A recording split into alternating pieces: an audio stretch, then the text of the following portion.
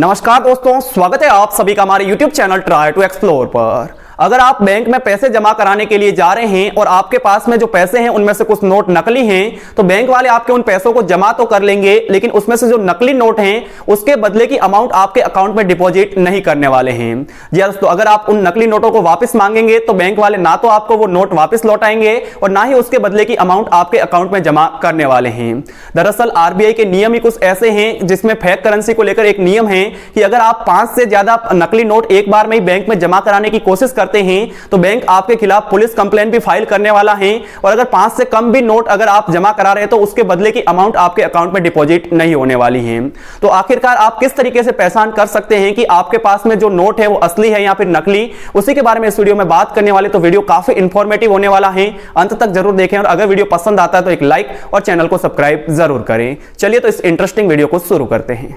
नकली नोट की पहचान के लिए आरबीआई ने बहुत सारे मानक बना रखे हैं, लेकिन उसमें से कुछ मानक तो ऐसे हैं जो नकली नोट बनाने वाले भी कॉपी कर लेते हैं, लेकिन कुछ मानक ऐसे हैं जो केवल असली नोट में ही दिखाई देते हैं। तो मैं एक नोट लेकर के आपको बताता हूं कि किस तरीके से आप एक नोट ओरिजिनल है या डुप्लीकेट ये चेक कर सकते हैं। तो ये हमारे पास में 500 रुपए का नोट है। तो इसकी नकली या असली की पहचान सबसे जो पहला तरीका है, जो ये वाला भाग है नोट का, इसको आप 45 डिग्री के एंगल पर घुमा करके देखेंगे तो यहाँ पर आपको देखिए 500 लिखा हुआ दिख रहा है। अगर नोट 200 का होगा तो यहाँ पर आपको 200 लिखा हुआ दिखेगा, और अगर नोट 2000 रुपये का है तो यहाँ पर आपको 2000 रुपये लिखा हुआ मिलने वाला है। तो एक पहचान तो ये है। दूसरा ये है कि आपके नोट के अंदर ये एक सिक्योरिटी थ्रेड होती है, और इस सिक्योरिटी थ्रेड को आप अगर घुमाते हैं तो ये कलर भी चेंज करती है। इसके अलावा जो ओरिजिनल नोट होता है उसमें ये जो सिक्योरिटी थ्रेड की बात करें तो आपको ऐसा लगता है कि एक बार अंदर जा रही है, वापस बाहर निकल रही है, लेकिन जो बैक साइड है उस पर आपको कुछ भी नहीं दिखता है। लेकिन उसको जब लाइट में लेके जाते हैं तो आपको पूरी सिक्योरिटी थ्रेड नजर आती है, जिसके अंदर भारत और आरबीआई लिखा हुआ होता है।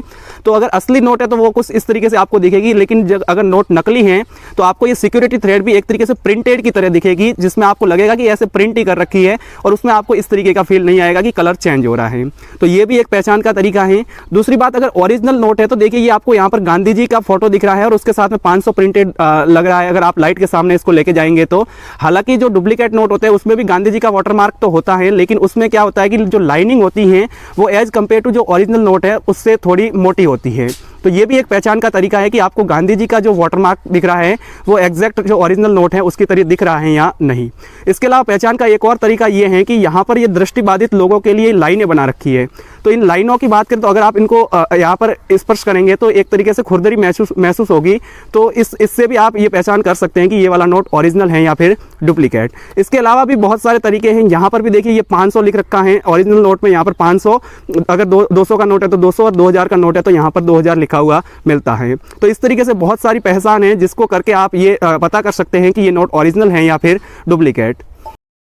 तो इस तरीके से आप चेक कर सकते हैं कि एक नोट ओरिजिनल है या फिर डुप्लीकेट। अगर वीडियो इंफॉर्मेटिव लगा हो तो लाइक और चैनल को सब्सक्राइब जरूर कीजिएगा। वीडियो को पूरा देखने के लिए आपका धन्यवाद।